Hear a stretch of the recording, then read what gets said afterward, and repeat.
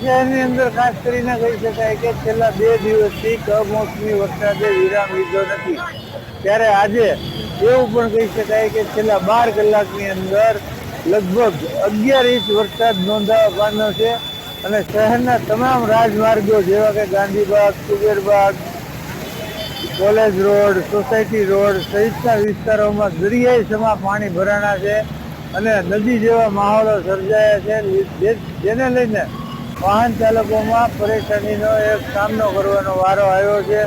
ત્યારે વાહન ચાલકો જે છે તે વાહનો પોતાના ઢસડીને જતા હોય તેવા પણ દ્રશ્યો સામે આવ્યા છે। બીજી તરફ જો વાત કરવામાં આવે ગ્રામ્ય વિસ્તારોની, તો ગ્રામ્ય વિસ્તારોની અંદર ખેડૂતો જે છે એ ખેડૂતોના તૈયાર માલ જે છે તે બહાર નીકળી ચૂક્યો છે, જે વેચાવાના હારે છે।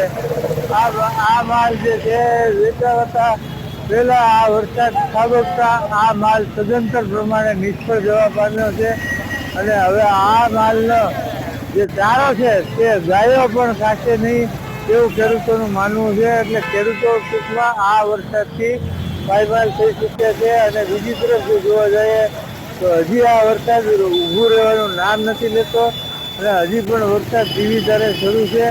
ત્યારે બીજી તરફ એવું પણ કહી શકાય કે અત્યારે જે વાહન ચાલકો છે, સ્કૂલના બસના બાળકો છે કે અન્ય કોઈ જે ઓફિસરો છે કે જેઓને આવવા જવામાં ખૂબ તકલીફનો સામનો કરવો પડી રહ્યો છે।